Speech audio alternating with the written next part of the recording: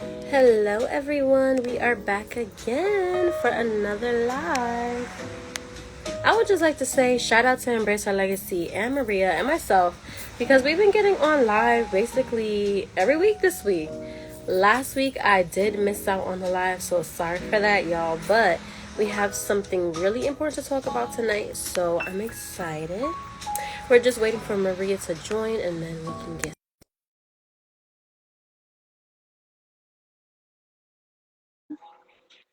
I hope everybody's doing well tonight. Happy Wednesday. There we go. Hello. What's going on? Hi. I feel like for today we're talking about mental health, so I have a little relaxing music All on. right, relaxing. You giving like spa vibes? Yes, jazz vibes, spa vibes. I love it. I love a spa. I love a good Nice. spa, honey. I haven't had a spa day in so long. Me Ah, either. that would be everything. That would be everything. Let me put that on my to-do list. When Mhm. we talk about mental health, right? Right. How you doing today? What's going on? I'm letting my curls curl if you haven't noticed. I see Like, it's cute. I like thank it. you. My curls are curling, baby, and I haven't worn my hair curly in some time. So and it's just with the products. I'm so shout out to Mia. How do you pronounce it? Mayo? I Is it say Maya? Mayo. I say Mia, but we know who we talking about, Yeah. right? Same person, it's alright. It's the same people. So shout out to their products. Like it keeps my hair curly, so I can't even like when I swoop it down, it just curls back up. I was like, girl, we just gonna embrace your natural curl this Right. week. And next week, when I get a haircut, I'll go back to, the swoop down. But how are you, darling? I'm super tired, but it's okay because I'm like fueling off of my own energy, if that makes sense. So, I'm good though. Okay, I like your highlights. Thank I, you. Thank I you. really do. How long have you had them? Since March, very Really? new. But why do they feel like highlighted more today? I got a toning treatment the last time I got my hair done, so I feel like it looks a lot brighter. Mm-hmm. I don't know. I'm feeling flattered. All right. I love the highlights. Thank Come you. on here. Oh, sorry. I can't Come help it. I'm on like, here, Flip. I like it. I feel like it's a good look because I had dark hair before. I was like, I need something. I need a little change. I love it. I would even go lighter if I, I'm over here in the light department. So if I were you, I would even go Yes. lighter. And I love that your hair is healthy and still light. Thank thank you. I condition my hair every day. Every, Really? every day I condition my hair. Every day I wash my hair because it will be bone dry if I don't. Yeah. I feel like now I definitely focus on conditioner more for that exact reason. It's not too dry, Mm-hmm. but I can see like, all right, it definitely changed. Got it. All right, girl. Well, it's 8:03, so we want to just get started. We could get started. Don't Okay. let the people wait. Don't let the people wait. They'll join in. We're talking about very important topics, so they'll join in. Right. All right. Hello, everyone. We are back again for another Embrace Her Legacy live show. And if you didn't know, we've been going live this entire month of May. So if you've missed any of our previous lives, they are right on our Instagram page and on our YouTube. So don't miss out. For tonight's live, we're going to be talking about embracing a sound and peaceful mind. Mental health, let's talk about it because we're human. We have our ups, we have our downs, and we should be able to have uplifting conversations about these type of things. And what better person to have this type of conversation than our founder and CEO and inspirational homegirl, Maria Melendez, and myself, Embrace Her Legacy social media manager, Isis. And if you like what we do and you want to keep up with us, then of course follow us on all of our social medias, our TikTok, our Instagram. If you're here and you're on the line and you're not following us, make sure you do that after this live. And if you know someone who is 14 to 19 years old and wants to change their life this summer and learn about self-confidence, conquering your inner saboteur, or just want to learn how to embrace your legacy, then apply to our Summer Institute program that's going to be happening in NYC this summer. And lastly, make sure that you subscribe to our Patreon page because we have exclusive Embrace Our Legacy content on there that you don't want to miss out on, like ebooks, workshops, and all that good stuff. And that's it. Do you have anything you want to add, Maria? I wish, like your intros are undefeated. I'm like, I see Embrace Her Legacy live intro, girl, because I'm like, that's what you do. You do it so These well. are my favorite things. I feel like it just gets me going. It's like, yes, let's have a conversation. Let's talk about it, honey. Well, we kind of dabbled into it before, but how are you feeling today? But truly feeling. Not that I'm good. How you really feeling, girl? How am I really feeling? Nerves guided. Like excuse me. I texted Isis this morning, like, girl, I said, remind me that when the good things happen, I deserve it, and not to be afraid that the other shoe is gonna drop. That's the space that I'm like. I'm nervous and excited. That's what I mean by nerve excited. Like, and not in a bad way. Like, but like, I believe like good things are happening, and and things are about to happen, and good things are happening. And it's like, because I told Isis, as I was like, it's my trauma from my past that when you get so used to not bad things happening, but experiencing so much resistance and challenge, and you gotta wait, and it's not your turn, and that when it is your turn, you like, hold on, wait a minute. It's just like, it's like, wait a minute, wait. You like, I'm waiting. You know, you're like, wait, is this really happening? Mm-hmm. Like, did they really call my name? Like, it's kind of Is like this that. too good So, to be true or what? Like, what's right? happening? It's like, is it too good to be true? Couple that with being from the hood, that trauma of just like you on putting looking to the left, to the right, like, why y'all calling my name? So that's how I'm doing. Where it's like, and I know it might be petty to other people's, but I do want people to know that your feelings are valid, and that's something real. That when you've been through a lot, and you fought and you struggled for your dreams, your goals, or even for a good relationship, and you get it, and you like, I guess the things you've gone through in the past, the residue of that pops up, and you're like, is everything okay? Like, it's just like, so that's how I feel. Like, it's like, that's how I'm doing, where it's like, I want to make sure that I remind myself that I deserve the good things that are happening, Mm-hmm. so that's where I'm at. And you do, it's okay to be happy. It's okay when people ask you how you're doing, it's good, and it really is good, and not to Mm-hmm. feel guilty about that, and not to think like you don't deserve it, or something bad is gonna, the angst or the negative thoughts. So that's why I am learning to really step into being happy and experiencing joy. So that's how I'm truly feeling today. Like, Maria, you deserve to be happy, and I have to remind myself. So I have Isis on. Remind me I deserve it, duty. Yes, because you do. Thank you. So good. I take the road. That's no problem. Thank you. So I'm like, Isis, if I start, you know what I'm saying? Just remind me I deserve it. Remind me it's okay. And just, that's how I'm really truly feeling. Like, excited, nervous, but for a good way. It's kind of like the way you feel the day before Christmas morning as a kid. It's like, kind of like that. That's how I feel. But tell me, how are you truly feeling, Isis? I feel like I've been asked this question a few times today, and all I've been saying is, "Oh, I'm good, I'm good."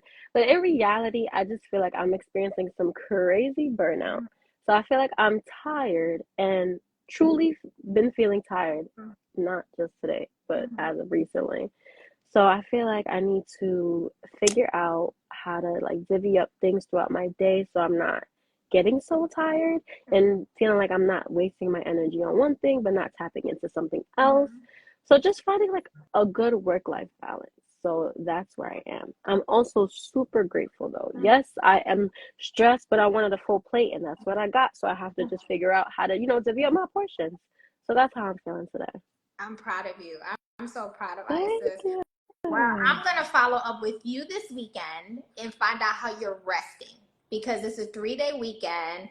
And I told Isis not to do social media on Monday because it's Memorial Day. She's like, well, I can post. Yeah, because Right. why are we gonna take I mean, not to say why we're gonna take a break, but a social media break, I could always schedule it, Okay. It'll be there. All right. Well, I'm going to make sure you are resting.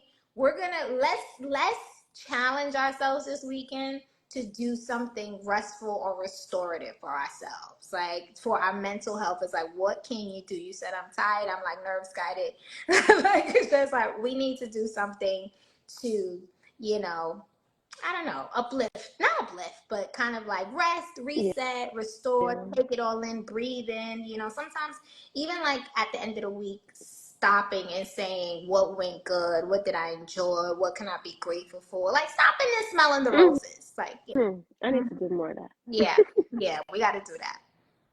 Okay, so I want to know, how is your personal relationship with your mental health? Wow, I, that's a interesting question because I think you have to be aware of your mental health to have a relationship with it, right? So for me, my it's pretty healthy and balanced. I think like that came in, you know, in your 20s and your 30s and stuff like that. I think I have a balanced relationship. Like I have great days. Most of our days are regular. Like that's the thing about life. Like most of our days is getting up, going to sleep, going to work, you know, exercising, making it dinner, talking to family, all that other stuff. But yeah, so I have great days. I have regular days. I have days where I need to take a break, like everybody else. I have days where I need to release and I need to cry. That's part of my temperament, which is something when I first started working with a therapist when I was maybe about 27. I know that that's part of my temperament. So I know when it's time for me to take a break and just cry and be okay with that. Some people are not criers. I am not one of those people. I'm a proud crier. I don't care. I'm like, yeah, I'm going to cry. I'm going to cry.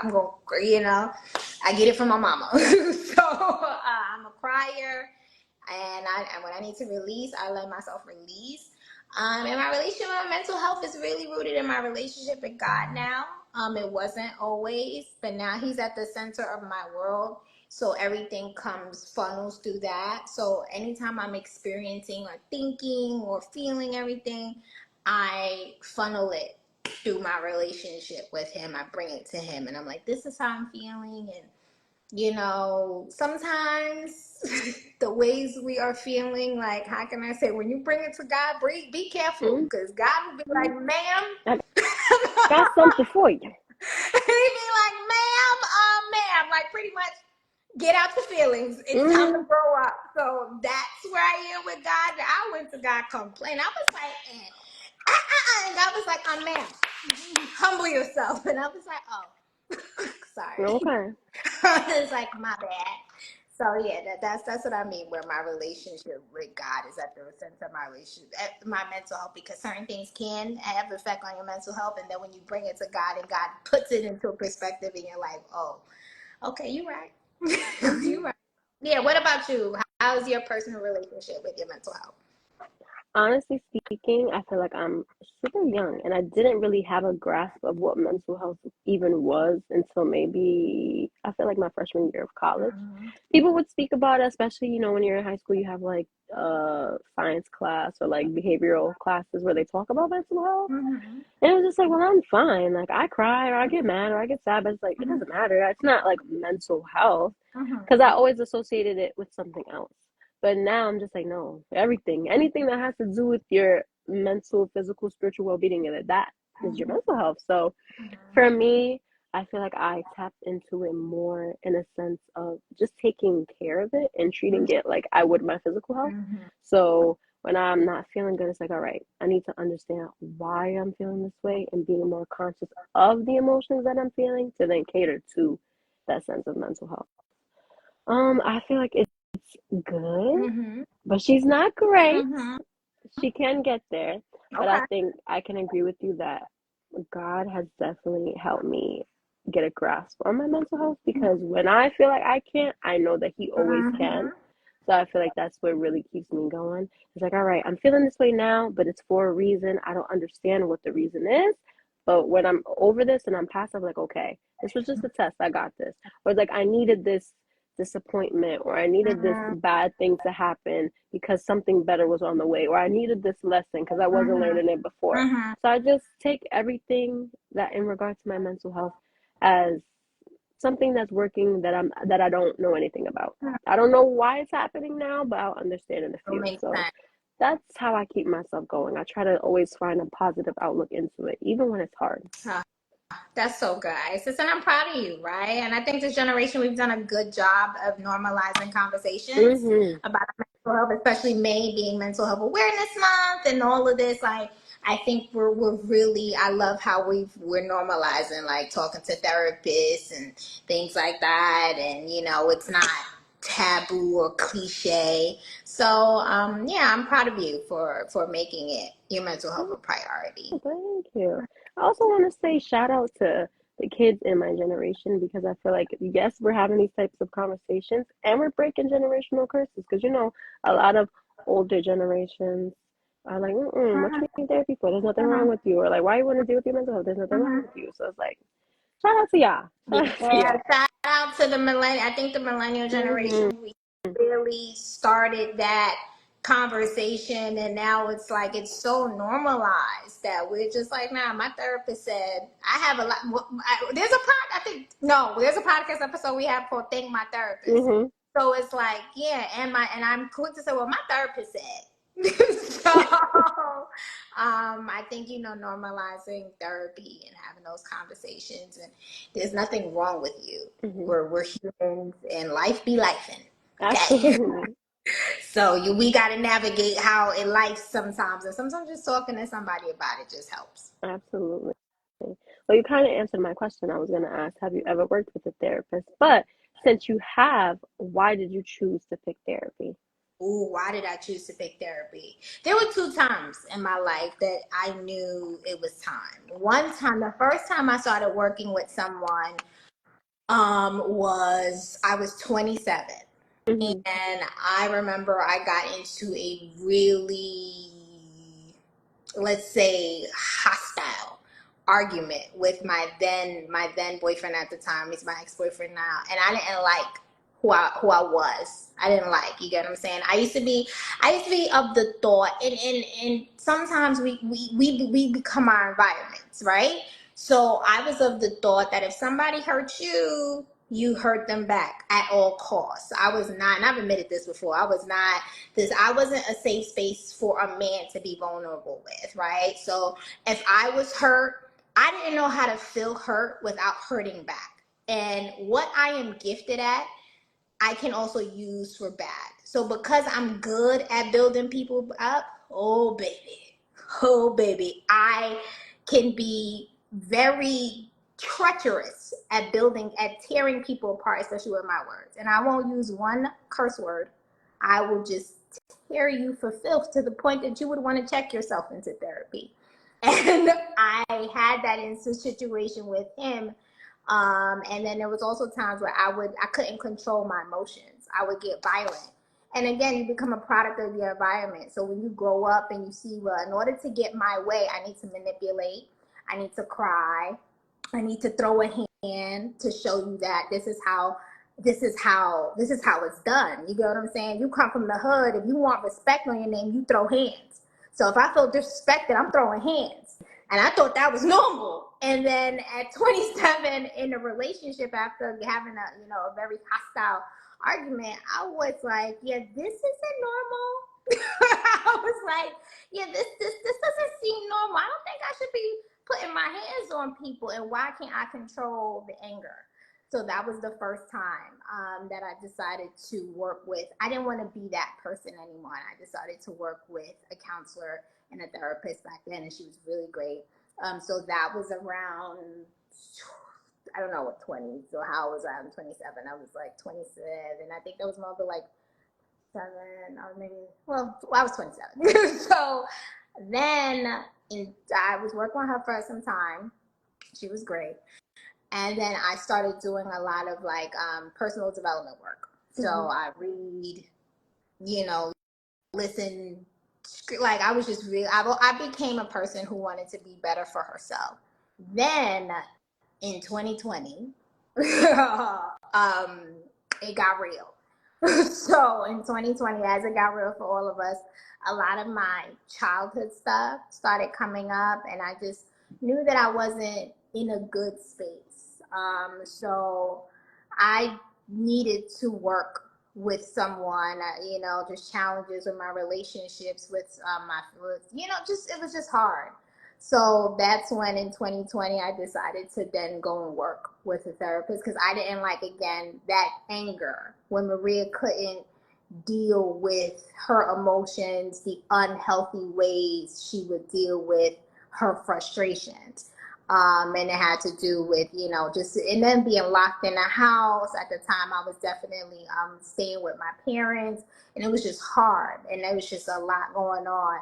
So I was like, I was just lashing out too much, and I didn't like that. And then also, too, something that, and I've never shared this on a public platform, but I didn't like the relationship that I was having with alcohol. I was drinking too much. And I noticed that, and now this is the first time I said, drinking and over drinking is a generational pattern in my family, on both sides. And I said, I can't pass this down to my kids. So I was like, I need to speak to someone. So that's when I decided to work with a therapist back then. And I was like, I just can't. And sometimes we self-medicate and we do things. And like, oh, it's just wine and things like that. And I was like, because I grew up, and that's why now I'm very, I have boundaries around drinking. I definitely don't drink pretty much.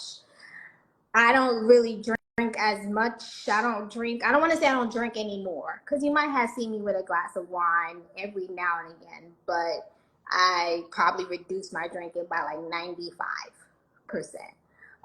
because it was important to me that, sometimes when you go things and you do things that are unhealthy, and I noticed I was following patterns that if life started lifing, I'm going to go to wine. And I was like, I'm going to go smoke this. You know what I mean? I'll be very candid, because we don't talk about this, how we self-medicate in our communities, whether it's weed. If you can't, just because you had a bad day, you got to smoke the weed. Just because you had a bad day, you had to drink the glass of wine. That's self-medicating. So I was just like, okay, we're not doing this. So that's why in 2020, I decided to then go work with a therapist. And I was never like, I would say, I just didn't like that feeling. I didn't like that feeling of going to something and then abusing it. You get what I'm saying? Mm-hmm. Having one too many drinks, doing this, and then you're like, this is not normal. And then when you in an environment where we think is normal for everybody, I'm like, damn, does everybody gotta be this drunk? Mm-hmm. Like, does everybody, like, so we all get this lit in this family? Like, it's just like, that's not healthy. So that's when so, and then also I was having challenges with just, relationships in my life, and I was like, yeah, it's time to work with a therapist. So that's when I started to work with a therapist, and she is the bomb. I'm not working with her anymore, but she is the bomb.com, and she's always an email away. So that's my journey with therapy. What about you? Well, shout out to your therapist, and thank you for sharing that. Welcome. You're welcome. For me, I never ever, let me not say never. I did think about therapy for a while when I was in like that 16 to 17-year-old time of my life. But because I was in high school and I was surrounded by like all my friends are like, no, you're fine. You don't need that. I'm like, you know what? You're right. Like, what am I talking about? And looking back, I wish I would have started it a lot earlier. But that was the first time I ever considered therapy. And then the pandemic hit, you already know. That had us locked up. I was in college trying to figure out how do you learn online. And for me, it's like I'm a very visual. I need to be there. I need to be in the classroom. I need to feel it. So it's like for me to be sitting on my laptop, I'm like, what is happening? So that's how I felt. And I was like, you know what? I didn't go to a therapist. I started off with my school counselor because I'm like, okay, at least I could start there. I'm telling her about my concerns, and she was like, oh, like you could get free therapy like through us, da da da. And I was like, I'll try it. I'm like, I'll do it because I'm stressed from school. So I started that, and it would just be like, oh, like I'm stressed from school, like I can't even like be social, and then it turned into like, well, why do you feel that way? I'm like, whoa, what's happening? Right. So I would definitely suggest therapy only because to have somebody listen to you with no judgment and they have no idea who you are, what you like to do, X, Y, and Z, it really feels refreshing. Because it's like, oh man, like you don't have any anxious thoughts, you don't have Right. anything going on in the back of your mind because like they don't even know me. They're just listening because like this is what they do. So that was really dope. Then I stopped going to that school. So I stopped therapy there. And for a while I wasn't doing therapy. I was like, oh, I feel like, I've gotten a better grasp on school, so it's okay. But then I had a breakup in 2021, and then I just felt like my parental relationship just wasn't very good. Like we were not on the same page. And there are a lot of things that, of course, that we admire about our parents, but there's also a lot of things that we don't admire about our parents and things that we might see in ourselves that we do want to change. And I feel like we were seeing too eye to eye when it came to things that I wasn't comfortable with. I'm like, okay, I feel like I'm trickling into her old habits that she doesn't want me to have, and she's upset with me about that. And it's like, okay, it's just not going well. So I'm like, all right, I need to speak to somebody about this. That's not family. Because, oh, listen to your mother, listen to your parents. It's just like, no, I need somebody fresh that I don't know. So I did that, and I will say that definitely made me appreciate a sense of individuality. Definitely speaking to a therapist and just realizing that my mom, and for anybody out there, like they're just like you, a girl figuring it out. So I'm like, you know what? She did the best that she could with what she had. So it's like I can give you grace in that way, and we can just move forward as an adult because that's what I am. And I felt like she was just seeing me as a child, and I'm like, how do I communicate that to you without feeling like I'm being disrespectful or, you know? So I feel like if I didn't do therapy, I feel like our relationship would be a mess. So I feel like that definitely helped me blossom and think, okay, there is more to life than just my perspective. Like I can listen and learn and take it Right. and apply it. And that's exactly what I did. So yeah, I definitely recommend therapy. I think that's so powerful. And you talked about the relationship with your mother because that's what, in 2020, that was me and my mother, we were like, you know what I'm saying? And then being with her is like, so she was so anxious and so fearful of the pandemic. And here I am trying to have some sort of normalcy. So that just, it was the clicking. And then my therapist, we worked through that, right? And now I just got off the phone with her. Like, you know what I'm saying? Like, me and my mom, we met cool, but both of us have therapists, like separate therapists. Yeah, and I love how she's an older, my mother's an old Spanish lady, and she'd be like, pero mi terapista dijo. Yeah, my mother's very, and Wow. all of us as a family, everybody has their therapy corners. So it's like, Well, shout yeah, out to yeah, that was good. thank you. I really am, to speak to my family. We're like, nah, because I was talking to my therapist the other day, and it's like, oh, okay. So And we it's not all, like a side. It's like, no, oh, all right, keep going. yeah, it's like, and I'm very proud of us as a family that we have all, like, we all have our therapy corners and we've normalized it and we talk about it. And sometimes the trauma that happened, us go, like, we would laugh about it, but now we can talk about it, especially like what, certain growing up and like seeing all the, just certain things you see growing up. And it's like, damn, that made me go to therapy and that made me do this. And now we can talk about it and look at it from a different perspective because we're all older now.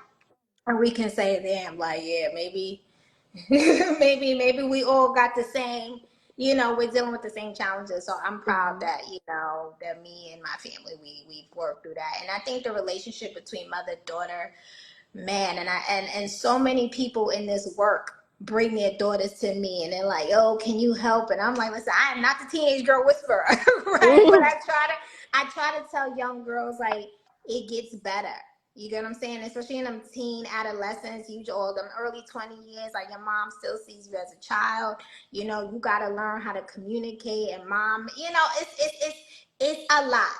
You get what I'm saying? It's a lot. So I Our think, podcast, we talked about that. right? Even that wasn't enough. That is one of my favorite podcast episodes when we talk about that, the mother-daughter relationship. Because I used to be like, what in the world?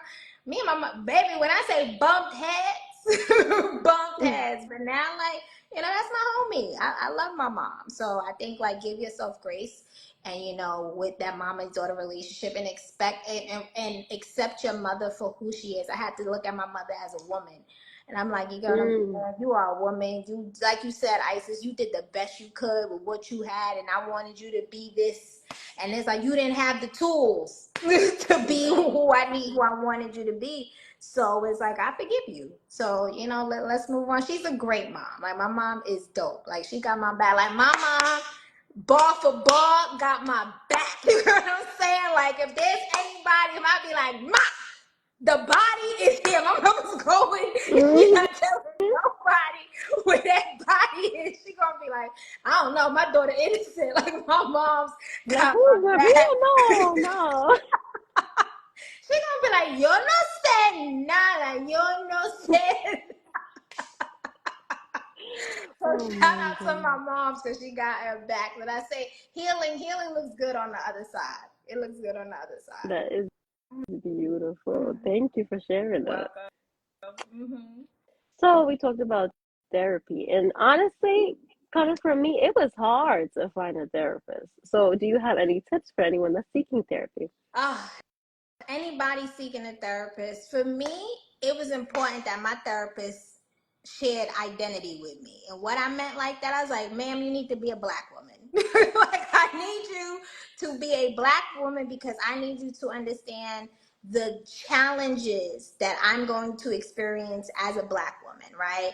What does that mean? And I wanted her to be a Christian because my faith, it's everything to me. So I don't want you to, because when I say certain things, I want you to understand what I mean, like, well, I don't feel like God, or I feel like God is disappointed in me. Like, I need you to understand. I need you to have some word in you. So that was, for me, that was important. So I think I say that anybody seeking someone with a therapist, if it's important to you, find people who share your same identity, whether it's race, ethnicity, gender, faith walk, those type of things. And it might take time to find the right therapist, and that's okay, because sometimes it's like dating. So luckily, the first therapist that both therapists that I worked with were also Christian, and they were Black women. But then there was a therapist right before my therapist now, and something didn't feel right. And I was like, dang, I don't think I should work with her. And I think she was too expensive or something like that. So I didn't go that way. And that made room for me finding that my therapist who I work with now. So I said it to say, follow your gut instinct in working with therapists. If something don't feel right, just skip over them. Skip over and find a therapist. And don't be afraid with saying, this isn't working for me. I've had friends who were working with therapists, and they're like, yeah, but I'm not really feeling her like that. Then stop going. Because You know? this is who you're telling your business, so make it somebody good. Right. Exactly. If you feel uncomfortable and you feel like she's not, or that person isn't giving you what you need, for lack of a better word, then find another therapist. So that's why I say it might take time to find the right therapist. If it don't feel right, it doesn't feel right. Work with people who you feel like may share your same identity, and who may who just understand your nuanced experiences. Use trusted resources. So I know we have a lot of young people who follow us. So I think schools and school counselors may be able to connect you with therapists. Word of mouth.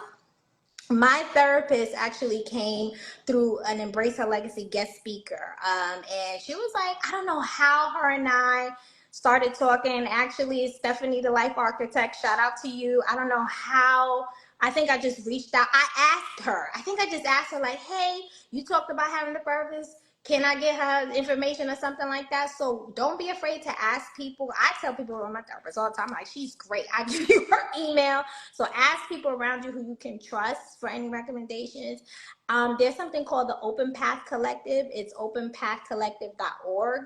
That's openpathcollective.org. So they provide therapists at an affordable rate. So let's say if the session is like $150 an hour, then you can get it for like $50 an hour. You can type in like what it is that you're looking for at a therapist, and they will connect you with one. And then also, I just learned of a beautiful organization called Triumph. So anybody who's looking for like Christian organization, yes, they came to my church. Shout out to CCC. And what they do, these are clinical professionals who also work in the Christian faith, and they kind of bridge the gap between mental health and your faith walk, and they're called, it's let's triumph together.com, let's triumph together.com. And if you fill out a survey, and they'll reach out to you for assistance with mental health. So yeah, those are my tips for seeking a therapist. What about you? For me, I would definitely say if you're in college or high school, use your resources when it comes to anything free. Because, in college, in high school, for the most part, they're offering free stuff. So try the counselor, try the therapist. If it doesn't work for you, always branch out and feel like you can get a new one, because therapists are not permanent.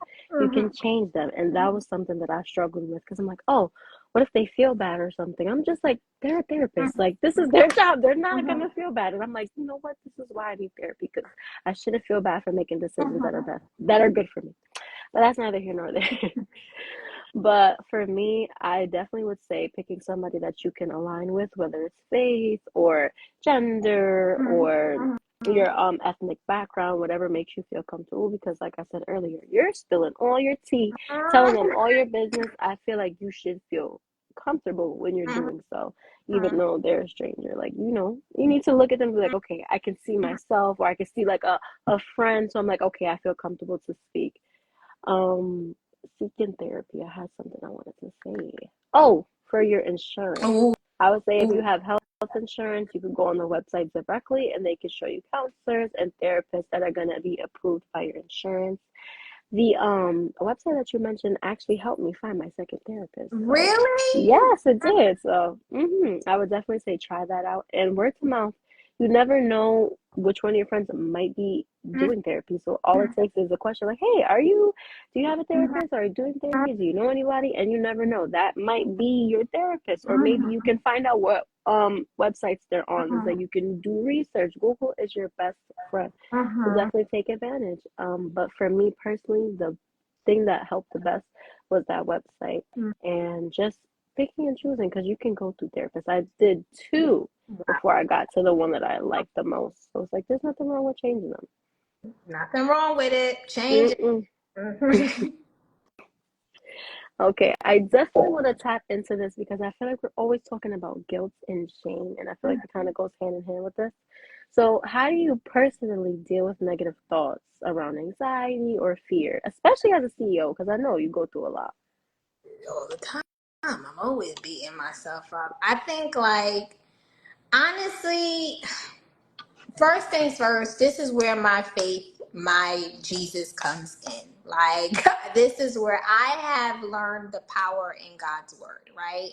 And I have learned that for me, for Maria, I Melendez, soon to be, I learned my thoughts when I speak the word of God back to it, they automatically disappear. Like, when I'm having a bad day and my emotions are emotions and I don't feel like it, and I find the little bit of courage in me left to start speaking the word of God or speaking things out loud, automatically whatever I'm feeling goes away. You get what I'm saying? So that's how I've learned to deal with it the most, is like, but what did God say? So when I'm doubting, trust me, CEOing is not easy. I make a lot of this stuff look easy. I be going through You some. do. You do. Thank you. But tell me that's the grace of God, because baby, I be going through some real interesting matters, right? Behind closed doors, and nobody knows. Some things is just me and God. Some things like me, maybe a homegirl or two will know like 40% of it, but I go through it. And I noticed that for me, there's certain battles that only can be, I'm like, God, only you. This is not like this can't be counseled. This needs to be casted out. Like, this needs to, like, only you can, this is a problem that only you can handle. So I've learned to say, but what did God say? All right, Maria, you stressed out, you anxious, you don't know, but what did God say? What did God tell you? What's the word of God say? What did this? So then it's like, I have in the morning, what people don't know, well, Isis knows, but I have a morning routine. And part of my morning too, I have a list, I'm not exaggerating, maybe about 30 to 40 scriptures that I speak out loud. And they're in different departments of the areas that I may have be struggling or dealing with issues in. So if it's finance, I have, so you can have it for like finance, if you have things going on with your friends, your family, whatever, your business. And I say them every morning. I've committed them to memory so that when those things start, because when the negative thoughts started coming, the first thing that comes to my mind is like, but what did God say? And as the scripture says, the word of God is sharper than two-edged sword, shut in between bone and marrow. I didn't understand the power of God's word until I saw the power of God's word. And while I'm a believer of therapy and all of that, there is something about the word of God that carries a dunamis power. I've seen it happen. It works for me. And I'm like, wow, whatever I was feeling really just went away. And when the feeling comes back, I say it again. And when the feeling comes back, I say it again. When the feeling, I'm like, all right, God, let me worship you. Let me put my faith in you, because you're gonna carry me this. Like, your word is final. Your word is your word never fails. What does your word say? Because the fight is here.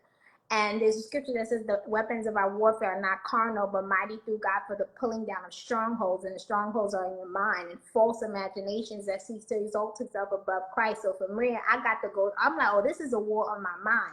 Devil, you're not taking my mind. You know what I'm saying? Because because the victory for me in it starts here.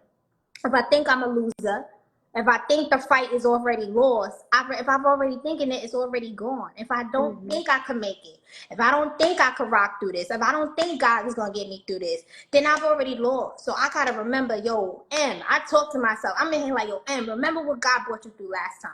And I think about all the things God promised before, and it was looking like the Knicks was looking on Sunday, right?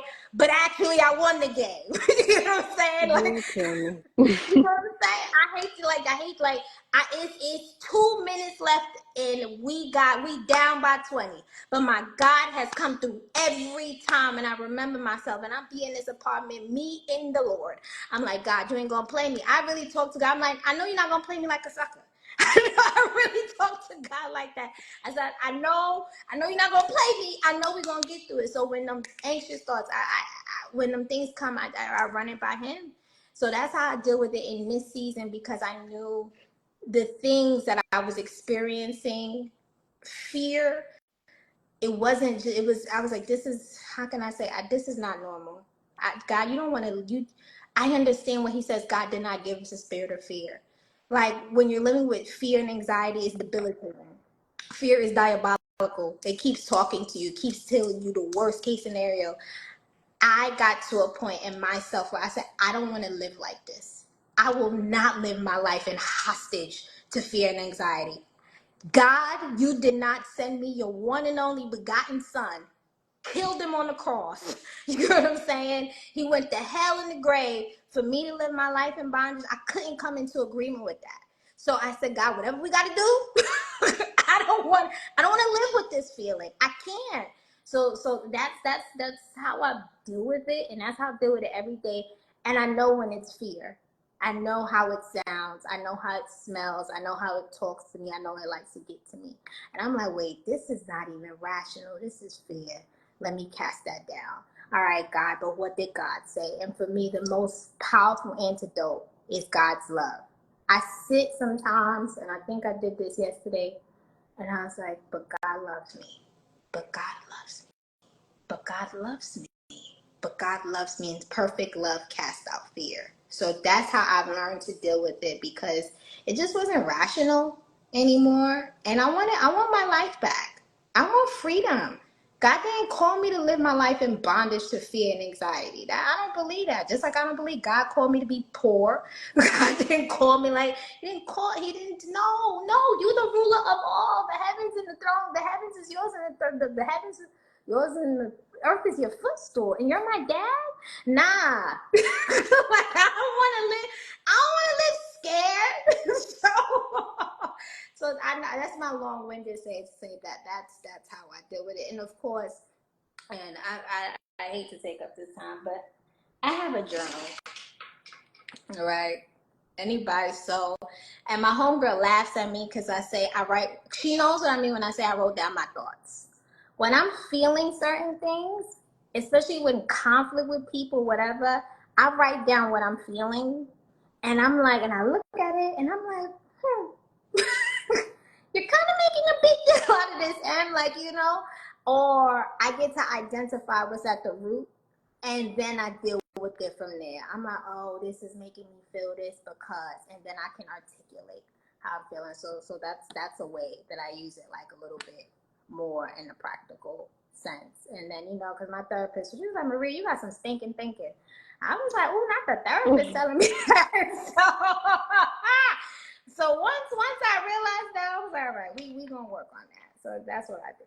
What about you? How do you deal with all the negative thoughts that come my way? For me, I'm a very anxious person. Like, I try to tell myself that I'm not, but I do find myself getting, the heart is stumping, the hands are sweaty. I'm like, what's happening? So that happens to me very often. And at first I'm just like, oh no, like I'm just excited. I'm like, girl, there's no excitement behind this. So I think the job that I have now, because I'm working with so many different types of people, anxiety is definitely on the rise. Because I'm like, I don't know who's gonna say what next. I don't know if you're gonna be happy or sad. So it's like, yeah, it's a lot. But for me, how do I deal with it? In the moment, it's hard because you can't necessarily reflect when these things are happening to you right away. But when I have downtime, automatically I'm gonna talk to myself. I know a lot of people don't like to, or they think it's weird, but for me, I'm talking to myself. When I drive to work, so like on that drive home, I'm like, I cannot believe that happened. I'm like, and they said this to me. I'm like, well, why would I let them say that to me? I'm like, I should have set a boundary, or I should have said, don't disrespect me, blah blah blah blah, or anything. I'm just like, oh gosh, all right, for next time, I know what to do. Da da da da. And I'm like, and why did I get so upset about that? Blah blah. I'm like, oh, that happened to me the other day, but in a different way, and I didn't like it then, so I see why I didn't like it today. Just a whole reflection, because I feel like with that, nobody's gonna understand the situation better than I did because I lived it. So I'm like, all right, let me unpack this with myself when I'm in a different state of mind. It's one thing when you're feeling anxious and fear in that moment. When you get to settle down, you can really sit there and say, okay, what happened? And that works for me best. That's one thing. If I can't say it and speak it, then I'm writing it down. Journaling is a very, very big help for me. When you're young and you sit on your bed with your feet crossed and people come in, you're like, don't look at my journal. That's me. So I'm like, yeah, I feel like it helps me. And it's like, you can put whatever in the journal because nobody can see it. So I'm like, that they had me effed up. I be putting all types of stuff in that journal. So I feel like that's a good way to really release the thoughts. And if I'm having such a bad day, I'll write out all the bad stuff and I'll toss it. Wow, that's good. Because I'm like, all right, we had this bad day or we had this anxious moment, but I'm getting rid of it because I don't want to deal with it. So I feel like that's a good way for me to, I guess, get a physical grasp on it because I can see that I'm tossing this paper away. So I can say, all right, that fear, it's gone now. What am I talking about? It's not even here in the room with us. What are we talking about? So I feel like that definitely helps me. I feel like fear is the thief of joy. You taught me that. So if I'm going into these spaces or going to work and I'm already feeling anxious, like, oh, something bad is going to happen, or these patients are going to be rude to me, please trust that is exactly what's going to happen. When I go in, I'm like, you know what? No, I'm going to have a good day, X, Y, and Z. I feel like your words are so powerful. So it's like, the thoughts are one thing, but it's like what you are speaking over yourself really does matter. So like, I might be feeling that way, but I'm like, nah, I'm going to have a good day. I'm like, God got me. I'm not going to be sitting up here struggling. He wouldn't want that. And I don't know, I feel like when you do end up having that good day, it really just shows you that your words do matter. And I feel like then your thoughts kind of align with it. Like, okay, we get what you have going on. So that's what helps me. I feel like journaling and just speaking out loud, because maybe I don't have an audience of like friends or family, but God's listening. So that's what helps me. I'm like, all right, I'm speaking to myself. He's taking it all in and he's going to apply it to tomorrow, or he's going to apply it to the next situation that I get into. And that's really what helps me. And going back to therapy, if it's bothering me so much or I do continue to think about it, then I'm like, all right, let's hash this out with my therapist. Why am I feeling this way? Or what tips can you give me so that I can try not to feel this way the next time around? And I would say take it from there for sure. Beautiful. There's so much to learn in therapy, and there's so much. It's so good to just talk to somebody who doesn't like know you, and it's like it's good. I love it. Hmm. I love that, and I Absolutely. love that you talk to yourself. I'm telling you, when I say I be in here like yo M, like I talk to myself just like this, like nah, we ain't going out like that. No, literally, because I'm It's like, like but uh-uh. I don't know. I see nothing wrong with it. It's like I don't you're see your best friend, basically. So it's like you might as well right. talk to yourself. Right. It's like, nah, I ain't going nah, we ain't going out like that, B. Nah. We gonna get through this. We gonna figure it out. It's not and I tell myself it won't always be like this. That's something I tell myself. Mm, When you're going through, I'm like, Maria, it won't always be like this. It won't always be like this. And then you gotta remember all the things you came through before. Like, now I'm gonna get through this. It won't always be like this. It'll get better and trying to find a positive in the things that you've gone through. absolutely. Mm-hmm.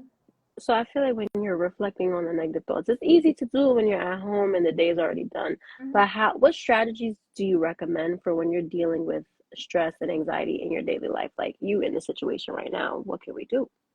You gotta know, honestly, and I did this the other day. Um, you gotta have boundaries and you gotta have backup. Like the other day, remember the other day I was just frustrated and I was like, Isis, I need a break. So I Yes, yes. texted you and I said, Isis, I am on overwhelm.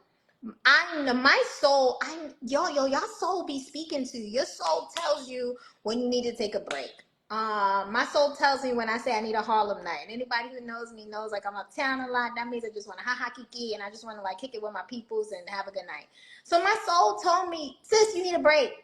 Like you're overwhelmed. And so that was me putting a boundary up. And I turned my phone, I put it away. I text Isis, like, Isis, I need to take a break. You, man, you oversee all social media, which Isis already does. So I was just like, I just want to disconnect.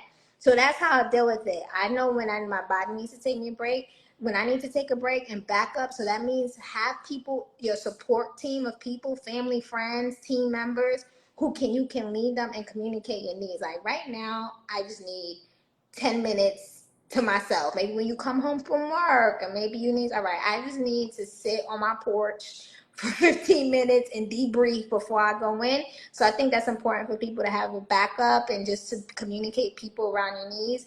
Boundaries for me is important. So it's like I won't pick up my phone. Oh, my D&D. People be, Maria, why is your phone on D&D all the time? I'm like, because I like my peace and I want to protect my peace. So, and I think like people don't know it's good to have different types of boundaries. So mental, physical, financial, spiritual, emotional. And I think it's important to communicate and reinforce those boundaries. For me, I also have like routines in my life to help me deal with just the day to day. So I working out, yo, when I'm stressed and I hit a workout, it's like what happened to the stress? Like I think exercising is one of the most underrated strategies to deal with it, and it can just be going for a walk. So if you don't have access to the treadmill or a gym, get out the house and go for a walk. When I walk, I tend to just look up and just try to remind myself of how big God is. I look at the trees, I look at the birds. I'm like, so do things like that to get your body moving.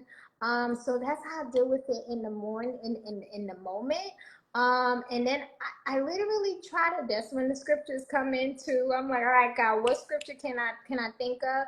And I like to also set my environment too. So I'm like, you know what, Marie, you just need to disconnect, watch some Netflix, or put on some worship, some praise music. I'm always in Isis a song, honey. I'm like, Hmm. I'm like, this is, and that's I try to like, focus on that, and then take myself away from the thing that's trying to bring me stress, and then always be Maria. But what did God say? But what did God say? And then two, people forget. Allow yourself to feel it, but I don't state it. So if I'm frustrated in a moment, I'm like, oh God, like, this is, I'm telling you, when people hear my whole story, I'm going to name it, Don't Try This at Home. Because let me tell you, behind the scenes, I'm like, my life is literally a movie. Like this is a good movie going on, right? So I go through a lot. I don't show or showcase it or for stuff like that. And that's not out of pride or anything. I just know certain people can't handle the weight of what I am experiencing, right? Mm-hmm. I know people may not have the spiritual or emotional maturity to understand what I'm dealing with from a higher perspective. So that's why I keep and I've always been like that since I was a kid. I've been very discerning of who I can share what with at what time. So I say that to say when I am experiencing my times and my challenges, I'm like, God, we're gonna walk through it. So I, life been life in and life's us all. And another thing I tell people, don't think people's lives is all gravy because of what they're posting on social media. I know my friends who will be posting, traveling, and living their best lives, and they're struggling behind the scenes with their mental health. So that's a good thing to get with. I think with that to your question, also supporting yourself with family and friends. So getting doing hanging out with your friends. I do that sometimes. Just like I said, if I need a Harlem night, and then I'll be like, my soul just needs to hang out and kick it and just. So I try to do that and just listen to the same way we listen to our body. I listen to my spirit. I listen to my soul. And my soul is telling me, girl, you need a break. You need to walk away. You need to turn that computer off. You need to turn your phone off. You need to go for a walk. Like I said, maybe you need a Harlem night. Maybe you need to, I'll go like look for furniture online, whatever it is. I listen to that and pay attention because that means that's where that balance comes in a day. But what about you? For me, when I'm in situations that make me anxious or stress me out, I walk away. Mm-hmm. When I'm at work, if it's like a patient issue, I just deal with it head on because, of course, that's what you're supposed to do. But I try to like cut it as short as possible. Like, okay, I understand what's going on. We're gonna make things right, and then I'm gonna remove myself because stress and me cannot go hand in hand. If it's a different type of situation where I'm getting emotional, definitely I cry it out because I feel like that helps me most. Mm-hmm. Because if I'm sitting there all tender and got all the feelings built up, it's just gonna give me a headache. And I'm like, you know what? At the end of the day, a good cry gonna fix everything. Mm-hmm. Because I always say this: what your mouth can't say, the tears will. So I'm gonna just let them spill, okay? So that's what I like to do. Um, Another thing I like to do, nothing. There's nothing like having a little call with your bestie. I feel Mm-hmm. like that heals my soul. Mm-hmm. So I was like, if I'm having an anxious day, or I'm like, I need to speak about this. Mm-hmm. You can't always get to your therapist, but that's like my built-in therapist. Mm-hmm. So I feel like, even if we're not talking about the thing that I'm going through, it's just like we're Yeah. having, oh, like, hey girl, how you Yeah. doing? What you Uh-huh. got going on? It just heals the spirit. It's like that thing that I was anxious about, I'm relaxed now. Like I'm Mm-hmm. not even worried about it anymore. So I feel like utilizing your resources in that way, that it doesn't have to be a therapist. It could just be a simple conversation with somebody that you know and trust, even if it's nothing related to what you're stressed about. Just having somebody in your corner and just having a good circle of people can definitely flip Mm-hmm. that mood around. So that's something that I like to do. And if I have a stressful day, the last thing that I always do is one nice thing for myself. Mm-hmm. Like whether it is just sitting out on the porch for 15 minutes, or it's like, all right, you know what? I had a bad day. I want to have my favorite popcorn, or Mm-hmm. I want to watch a episode of my favorite show. Mm-hmm. Just being nice to yourself when you're not feeling so nice. Mm-hmm. That definitely helps me. Yeah, that's good. I like that. Being kind to yourself. Mm-hmm. That's a good one. And I think that's something I could work on a little bit more is being a Yes. little more kind. Mm-hmm. Obviously, she agrees. I guess being more kind to myself, and everybody tells me that. Like, I'm like, it's just I don't know. So I put a lot of pressure on myself. But I'm learning to be a lot more. I'm learning. I'm getting it. I'm learning. But yeah, I think that's good. Learning to be a little bit kinder to yourself and not being so hard on yourself, and taking a moment to reflect on the good that's going on, right? And Mm-hmm. try to stay, like you said at the beginning. You said I got a lot going on, but I'm grateful, right? So I think this Mm-hmm. like, yeah, I got a lot going on, but I am grateful because things can always be worse, right? Absolutely. So yeah, trying to keep things in perspective. Absolutely. So I kind of dabbled into this a little bit Mhm. because I was talking about stress at work. But how do you feel like workplaces can better support the mental health of their employees? And I love to hear your take because this is my inspirational girl right here. She is very, very gracious with her workers, let me say. I am, but I also understand that not every place is like that, Mm-hmm. right? Um, and I don't know because we've had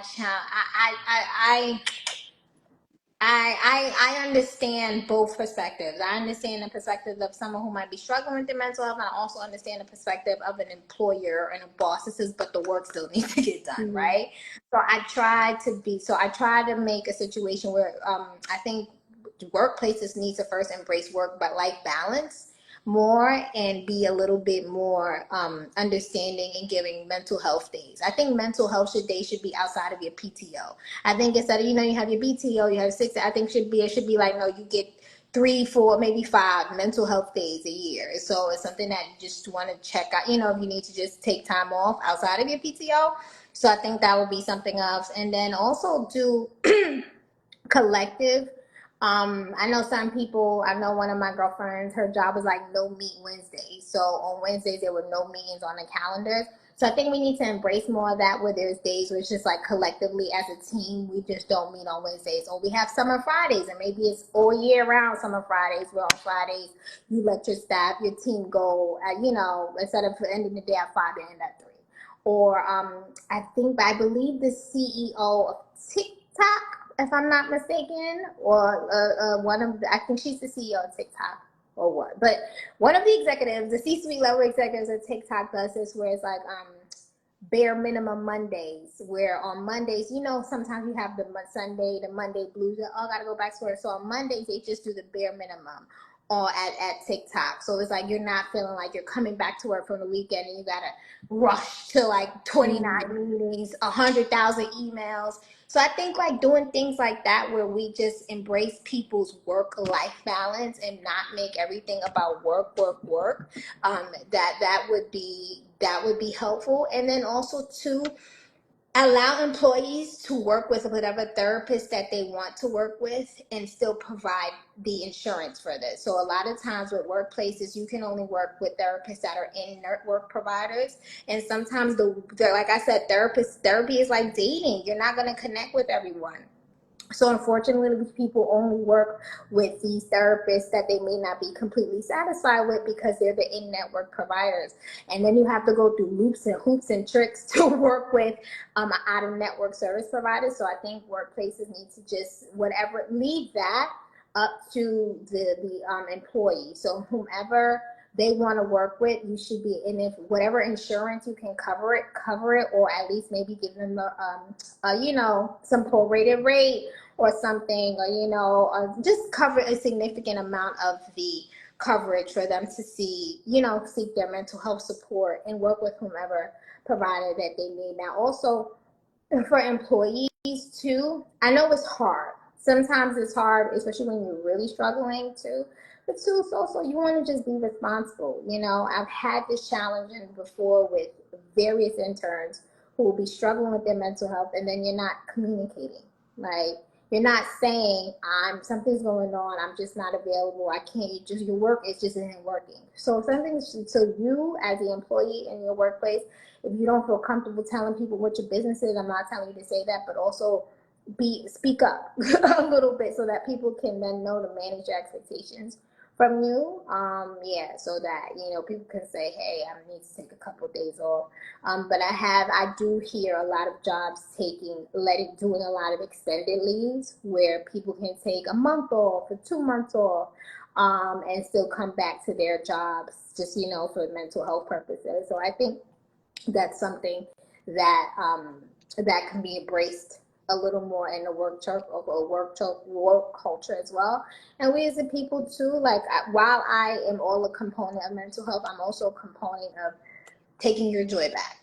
Like, you get what I'm saying? Like, we just can't live sad all the time. Like, we just can't live sad, and it just can't. Like, it's just like, I don't believe that's how we were created to live. While I know that there's certain seasons and stuff like that too, you have to say, I got to get my joy back. Find something worth living. Like, don't let that darkness. And trust me, I understand. There's certain parts of my story. You can read that more about my book about, things I've dealt with. I understand where you just don't want to feel the pain anymore, and stuff like that. And two, you owe it to yourself to try to get the help to get back to your normal self, right? So that's something I would say, do the work to get back to your normal self, because we need you, the world needs you, and sometimes you just got to find, the last little bit of fight in you to go get the help that you need so that you can be, at your best state, so that you can show up and do your job and do it well. And if it's not, communicate that so that people around you can manage your expectations. But what would you do? How do you think we can prioritize mental wellness in our workplaces? I feel like a lot of workplaces need to remember that they're not just an employee, they're also a human. Mm-hmm. So I feel like we can always forget that because I know, but they're working for me. They're supposed to be doing Mm-hmm. X, Y, and Z, but it's like I can't show up for you if I can barely show up for myself. So I feel like that's something that I wish a lot of workplaces just tapped more into. And I feel like you do an excellent job of doing so. Like you give us a lot of grace. Because of course, we're young, we're figuring it out, and life is always life sometimes. Mm-hmm. And even for you too sometimes. And we just give each other all different types of grace. But for me, in the corporate setting, it's a lot different. Like it doesn't matter what type of day you're having, the work is there and it needs to get done. And that's very interesting for me coming from this type of environment to Mm-hmm. that. And I realized like, all right, like this person said something to me that I didn't like. I can't address it right now. I Mm-hmm. still have like 10 people in my waiting room that are waiting to speak with me. So it's like I gotta suck it up right now. Mm-hmm. So I feel like I wish that workplaces gave employees the space and the time to be like, hey, like I didn't appreciate how you went about this, or I didn't appreciate the how the schedule was made. Like it's putting a lot of stress on me because the patients are wondering, hey, Mm-hmm. what's going on? Like that's something that I brought up to my job actually not too long ago. I'm like, hey, I feel like there's so many conflicts. I feel like it would be best if we tried this. And they were Mm-hmm. like, oh yeah, but we've been doing this for a long time. I'm like, don't be afraid to push back. That is one thing I will say to the That's good. employees. If you Mm-hmm. feel like it's something that can make your workday easier, push for it because Mm-hmm. you can be the change.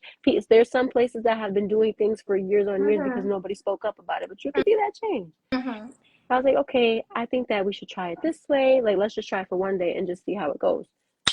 Smooth sailing. Mm-hmm. And they were like, you know what? I feel like that is a good option. Like, let's try it, see how it goes for like the next few weeks. So I'm like, oh my gosh, I made a difference. And I was able to implement that and fix my stress in a sense.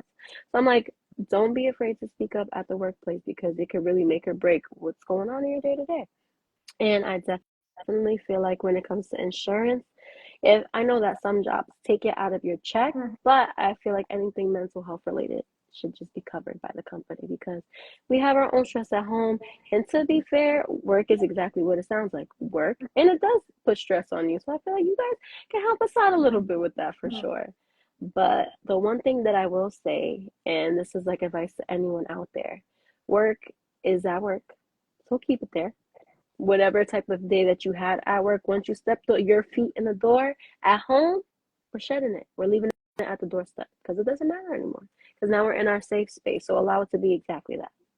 Oh my God, one of my good friends, he is so good at that. Like I admire how when that man is not at work, he is not at work. Like, okay, he is checked out. He's like, how's your day? He's like, I left it at the job. Like, and I'm like, I think that's so admirable because so many of us walk with work. We bring it home. We let Mm-hmm. ourselves stress and we let ourselves be offended by what people had to say. And now you angry and you thinking Mm-hmm. about the conversation with your coworker and they done went off the Mm-hmm. happy hour and they minding their business and now you stressed out. Baby, I think that is a great advice. Leave that job at work. Leave it there. If you whether you turning off your laptop or walking out the office building or walking out, the hospital, wherever it is, try to leave work at work, Mm-hmm. and do something for your. I am a big component of doing something for Mm-hmm. yourself every day. Okay, every day. Today, my self thing was I fried some chicken, and anybody who knows me knows I like to eat. So I was like, and I have two more pieces left after this live that, baby, I'm going to get to They after this waiting live. for you. All right, with some good old hot sauce on top. Mm-hmm. I'm gonna get to my wings. So yeah, try to leave the work at home, come home and do something good and nice for yourself, and stop overthinking. God, a lot of us overthink. Like, it's like, girl, I promise you, it's not that serious. It's not that serious. Stop overthinking. You're gonna be all right, and move on to the next thing. Oh, I do have another piece of advice. When you're feeling anxious about something, or if you're upset about something, just type it out or write it out and then read it out loud to yourself. And sometimes you'll be like, oh, wait, I might be bugging. I feel like that has helped me a lot to be like, whoa, like Mhm. maybe I just need to reassess and really Mhm. think, what exactly am I mad about? Or is this even worth letting it consume my day? Wow. I'm like, and then you just close the book or you exit out the notes app and you're just like, all right, I Mhm. think we can move forward now. Mhm. It really makes you see like, Mhm. ooh, Mhm. you Mhm. are letting this get the best of you, girl. That's really not Right. that bad. So I feel like that's something that you could definitely try to do too. Yeah, I love that. Thank you, thank you. So I do want to know because I feel like we live in New York. It's hustle and bustle. So how can we prioritize our mental health in such a fast-paced and demanding world? Because the world's crazy World, nowadays. world. I think like anything else, you make time for what's important to you. Like you, if your mental health, if you want it to be a priority, it was. Like Isis and I both discussed times we were like, okay, I need to go work with the therapist. So it's like, I think you should, if you want it to be, make time for it and set your life up in a way where your mental health is a priority. And that can look different for everyone. It's not a cookie color black and white thing. But whatever that looks like for making mental health, whether it's seeing your therapist more often, whether it's taking time, whether it's disassociating yourself from people, places, and things that are not going to be helpful to the goals that you want to achieve in your mental health. Now, this is not an excuse to, because let me be clear about something with this generation. This generation, we've become a little bit too self-centered and self-serving. If it doesn't serve me, if it's not Mm-hmm. good for me, baby, just like kale doesn't taste good but it's good for you, some of the things that God is going to put in your life may not always feel good, but they need to be there because it's going to help you grow. Now, I'm not saying God is going to put you in wild, horrible situations, no, right? Because we live in a fallen world where, unfortunately, think bad things just happen. But sometimes I think in this generation we've gotten a little too like, if it doesn't serve me. This is why nobody's winning in relationships, because we don't know how to love, we don't know how to be humble, we're prideful, we're selfish, and because it doesn't serve you. So I just want to say that not everything in life is supposed to serve you. Guess what? Maybe you're supposed to serve it. Like, you know what I mean? So sometimes there are people that are put in your life that maybe God, and especially if you see the same type of person showing up, it's like, Mm-hmm. That's maybe that test. maybe there's something you need to learn, baby girl, and it's just showing up in different situations.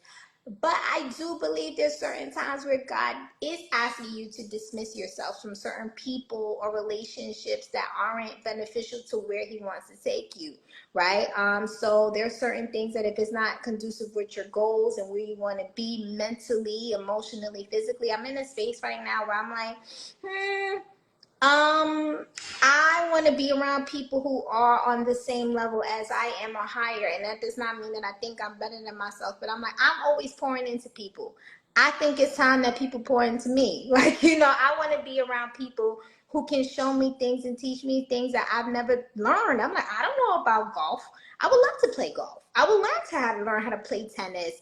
I would love to learn how to build, how to own 17 apartment buildings. Like, those type of things stimulate me mentally. When I walk away from conversations with people, I'm like, I didn't know anything about those tax rules and stuff like that. So I think too, making sure that you surround yourself with people who are going to build you up, who are going to get you to the next level. Sometimes we don't go to the next level or grow to the next level because of our environment. And if you don't have access to those type of things, that's when you use social media to your advantage. So I would say, like, making sure that you just set your life up in a way that prioritizes your mental health. And whether that means boundaries, whether that means saying no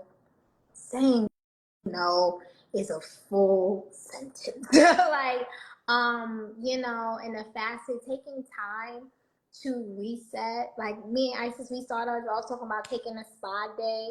Like, one of my girlfriends was talking about going to a pool this weekend. Like, Oh, yeah, so it's like, maybe go find a pool. There's a lot in New York. There's not too many, and I don't know if it's gonna be pool weather this weekend in it New York. But she doesn't. is. Oh, it is. Look at Mm-hmm. God. But finding those little things, like those little, I guess, oases. Even in a fast-paced city like New York, like there are spas you can go to. You can find a pool day. You can go to the Central Park, sit and have a picnic. Like take the time to find in your own, I guess, city, wherever you are. Just take time to find things that are gonna be able to bring you some sort of like moment of peace and of clarity to just sit and think without your phone.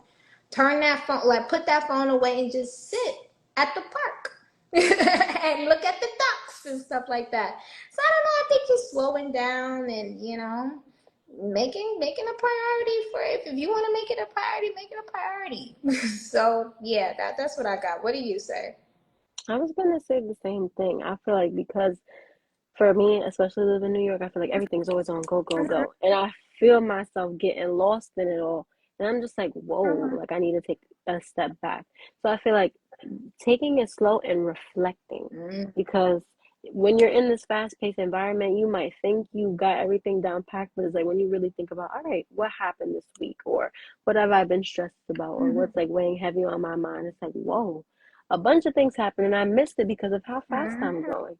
So I feel like just slowing down and reflecting and really having those types of conversations of like, okay, what is going on here can really, really help. And surrounding yourself with people that cater to your mental health and make you feel good. I feel like when we speak about mental health, yes, it is a personal thing, but I do feel like good family and friends can really help you get to where you want to be. Because I could be having a bad day, but like I said, I pick up that phone and it changes my mood very quick. So definitely use your resources. Be mindful of the people that you keep in your circle because I know everybody's a little bit different about this, but I feel like you are who you hang around. So if you are hanging around with people that don't prioritize their mental health or might be struggling mentally, it can trickle down on you. I've had it happen to me personally. And I had to sit there and be like, why am I feeling like this? Like I was never feeling like this before. I was doing this and this. And I'm like, whoa, it's connecting back to a person. And I actually did have to let them go out of my circle because I'm like, it's actually not good for my mental health to be hanging around you. So I feel like that's a good thing too. Not only should you be reflecting on your day-to-day activities and the environments that you're in, but you need to be reflecting on the type of people that you keep around because they could be affecting your mental health as well. And honestly, I feel like doing one nice thing for yourself every day can at least put it up on the list. Definitely. And the same way you would go to the gym, the same way you would make sure you have good food on that plate is the same way you should be taking care of your mental health. I agree. I agree. I agree. So I definitely want to talk about you and how we can support the people in our circles that are struggling mentally. Because, we talk about mental health, we talk about ourselves, but how can you be an asset to somebody that might be struggling with mental health? Um, yeah. First, ask what people need. Sometimes people just need you to listen to them. So yeah, I would say be a good friend or family member, asking them what they need, having compassion for them, and understanding that whoever that person is not in their ideal state of mind. Like you have to know that that person, just like we see someone, let's say if they had a cold, right? If someone had a cold and they can't come to the party because they have a cold, you would have compassion for them. So the same thing, your friend is not, they're mentally, not well, right? So they're not in their best space. They're not in the best health mentally. So have compassion for them in that space. Try to encourage them to therapy and opportunities like exercise and getting them out the house, but respect their boundaries. Like sometimes it's like, hey, they may not feel like coming out. Respect it. Check in on them. Encourage them. Um, and be patient with them. Try to be available, but also have boundaries to protect your mental health. You are not their therapist. You are not their therapist. You are not their therapist. So sometimes we could feel responsible, and I've had to learn how to then say, Maria, I can only do but so much, and not feel guilty about it, and then do my best while protecting Maria's mental health, like you said, because um you know I, if someone's dealing with a lot of darkness, it comes out, and like I can't let that infiltrate me and what I going on. So I say put boundaries. Um, and that may mean like you may not take every phone call. You may not, and that's okay, because you gotta also, like, they, when you on a plane, you gotta put your mask on first. So I would say in those moments, if you feel overwhelmed or something, like, take a break. And then that's why it's good to also have like a support team of friends. So you could be like, hey, such and such, I know such and such isn't doing well. Can you reach out and check in on them and make sure they're good? So I would say do that, because I understand it's a struggle, you know. So, and this is when prayer and intercession works. Like, if I know someone's struggling, if I know prayer, that's what I got. So I'm like, if I know, I'm like, God, you love that person more than I do. So I'm going to pray, and I'm going to bring them to your throne, and I'm going to pray for my person. I'm going to pray with faith that they're going to be okay. So that's how I say pray and intercession. And yeah, just, be patient, take your time. But like I said, protect yourself and your mental health, because you want to make sure that, you're okay. And so do what you have the capacity to, and also understand that you're not a therapist. And that's why therapists exist. Because that's their job. Your job is just to be there, be present, and just listen sometimes. And offer a positive, healthy perspective. Because when my friends, I love you too much. If you are a person who are easily offended, if you are a person who cannot take the homegirl in me, then don't be my friend. Because I'm gonna be like, no, girl, you wildin'. No, that's not how it is. I know that's how you think it is, but no, that's not what it is. Like, that this, no, you sound bitter. You sound angry. Like, I need to be able to tell that to you, because I love you too much. So, I think also being honest with your friends, like, no, that's not, and they're not in their ideal space, but also being like, no, sis, that's not really what it is, because they're funneling everything through whatever they're struggling with mentally at that time. So you have to also be having the courage to speak to your friends in a way that love. Let me tell you about this thing about love. We think love is just always like, oh my God, pet.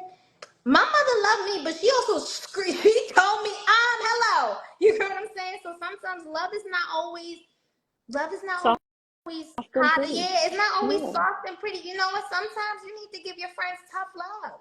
You know what I'm saying? Sometimes it's like, no, get up, get your stuff together.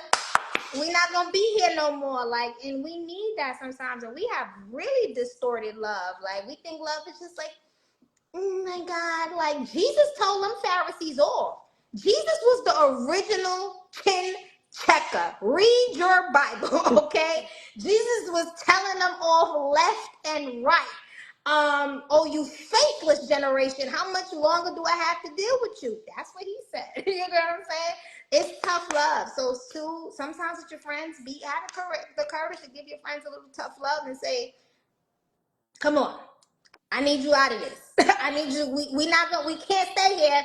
We can't stay here. We don't cried our last tear yesterday. Come on. Let's and sometimes you need that. Sometimes you need tough love.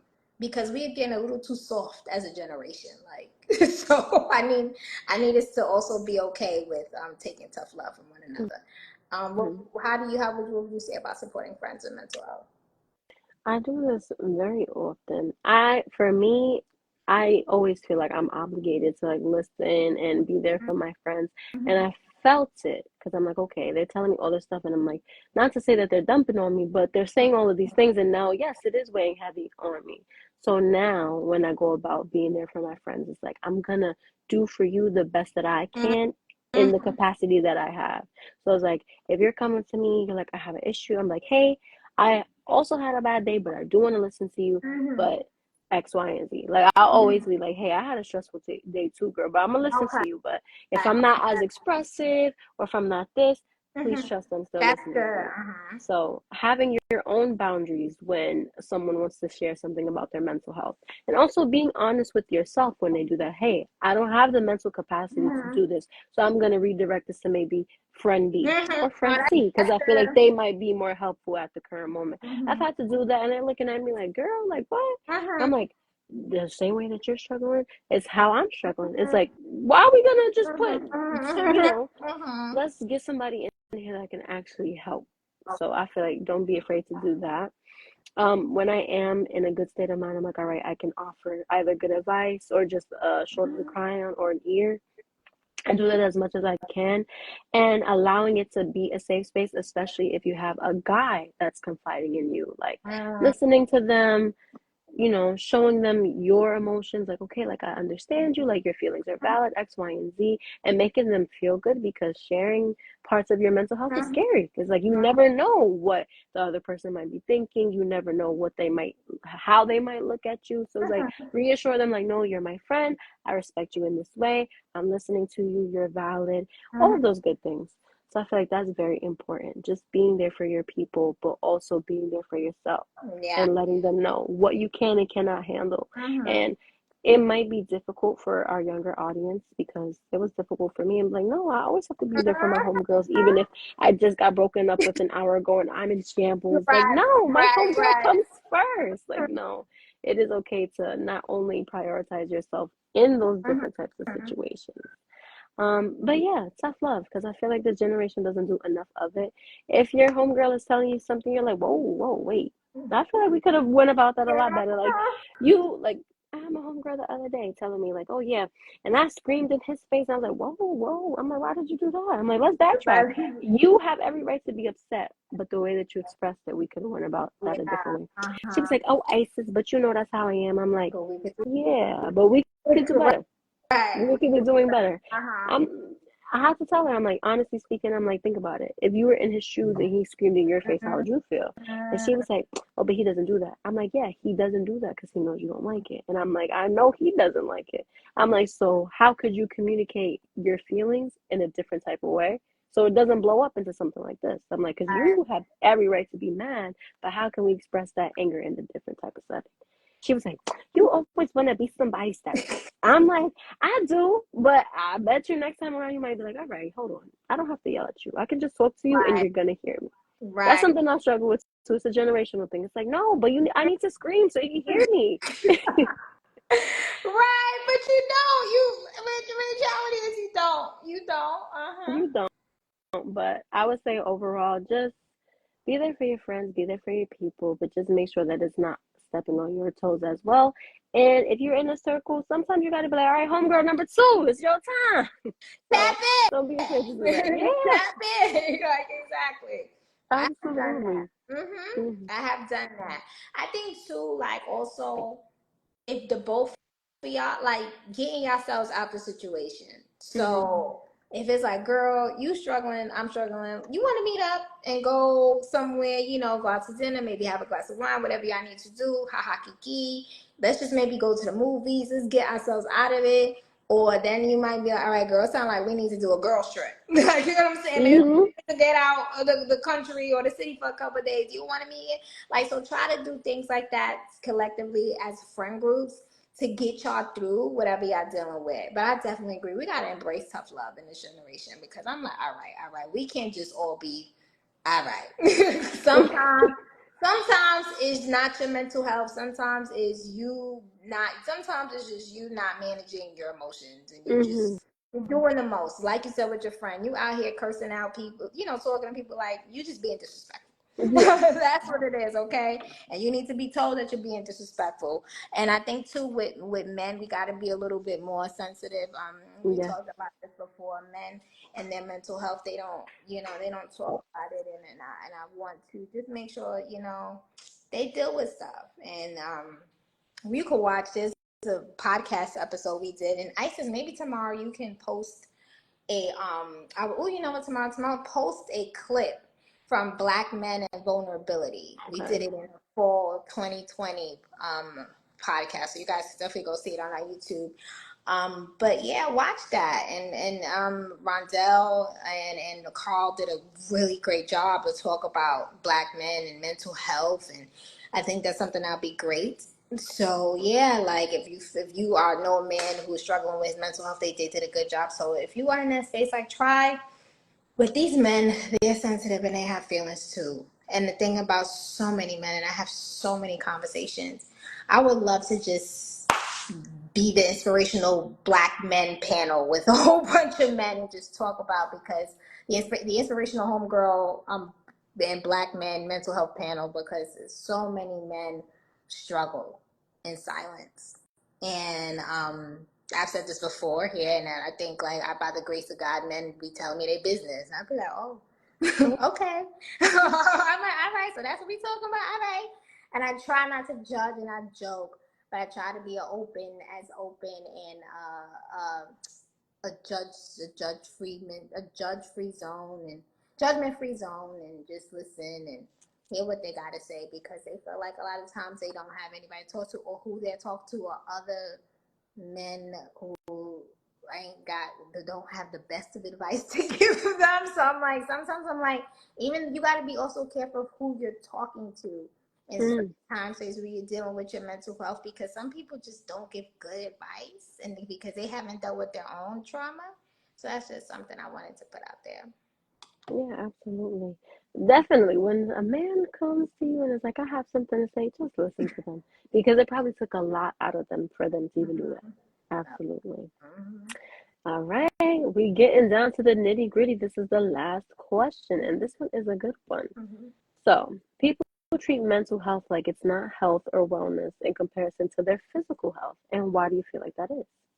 I mean, it's because it's not seen, right? So let's say, God forbid, you don't see the immediate effects of trauma. You don't see the immediate effects of abuse. You don't Mm, see the immediate effects of depression or something like that. But you can see the immediate effect of someone who may be dealing with a physical wound.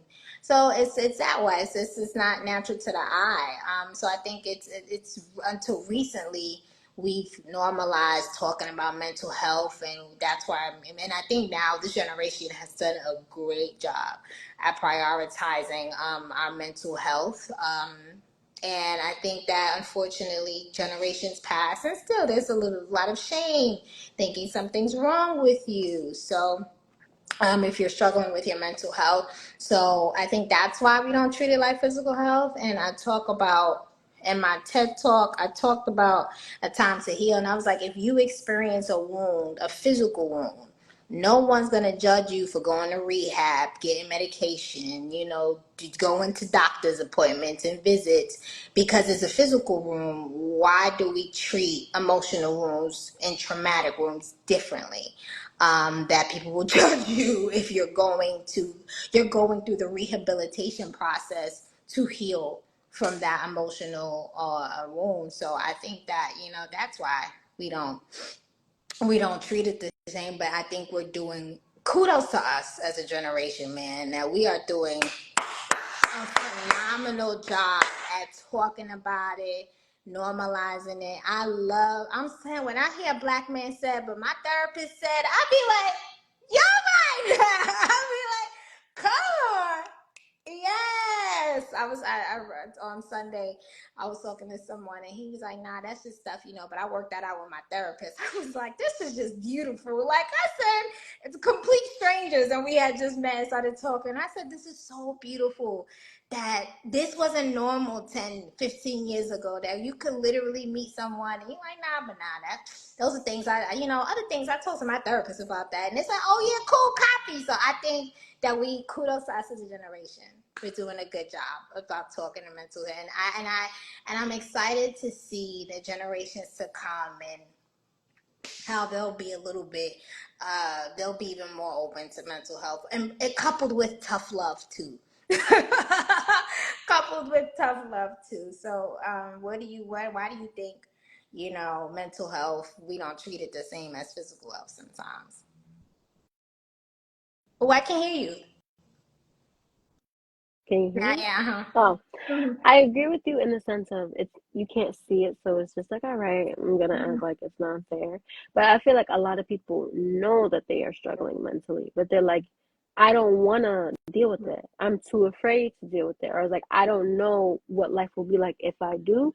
So I could get in this gym or I could eat right and I could do these different things to compensate for the fact that I'm not gonna deal with my mental health. mhm, I've heard a lot of people around me like I'm not getting no therapist. I'm gonna just go to the gym. It's the mhm. same thing. I'm like, it's not. Yes. It could feel like that temporarily because that gym high, like, oh, I had a good workout.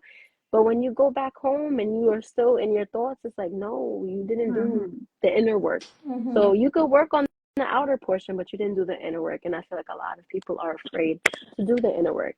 So that's why I feel like people don't treat it like it's health or wellness because you will go to the doctor, like you said, but it's like you're not gonna go on your insurance website and look for a therapist. But it's like, why not?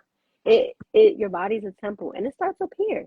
So it's Mhm. like I feel like we definitely should be tapping into taking care of our mental. It's Yeah. easy to just ignore because, like you said, we can't see it, but it is the root, the foundation of like who we are and what makes us do what we do. And it's like if you are not able to show up for yourself because of how you're feeling, you're not gonna be able to show up to the world how you want to be seen.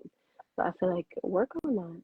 Do the inner work. You were the one to tell me, nah, it all starts within. You got to do that inner work, and I stand by that. So yeah. I agree. I agree. Like it's like it all starts with you, and especially like we want to break generational patterns, and it's just Mhm. like you deserve better. Your legacy deserves better. The people around Mhm. you deserve better. And just like when you treat any physical wound, it's gonna hurt. Like Mhm. so it's gonna be uncomfortable. I think you got to be willing to lean into the discomfort. And once you lean into the discomfort and you find out the root cause and you go to it at a root and you rip it out from the root, and now you feel better afterwards. Mhm. It's kind of like a hangnail. Once you take it out, it's like, ooh, I feel better. So once you start to submit to the healing process, because everybody's process is different, Mhm. and once that process comes to an end, you're like, hey, I got through it. I like this. So I think it's worth it. So I definitely want to just encourage all the people to keep your mental health a priority and Mhm. make it a lifestyle. Like me pouring into me, I love to go to my books. Like I'm always reading a book. I'm listening to sermons all day, Mhm. or I'm listening to a podcast is gonna pour into me. Like work on becoming a better you. Mhm. Daily, day in, day out, so that you can become mentally strong, so that you can become someone who has a strong foundation that is like, nah, we're gonna get through this. Mhm. So that, if the next breakup happens, you're not as, in shambles. You're like, okay, I got I'm gonna this. get I'm gonna work through this, or something Mhm. happen. Life happens, and life happens in so many different ways. But all you gotta do is wake up and do the best that you can, and Mhm. make the most out of everything, the resources and the people that God gives you, and learn from your mistakes and keep it pushing. Absolutely. I Yes. think that's a good way to end it off. Thank you, Maria. Thank you. Thank you. This was a good live. We went live every week since like the first week of May.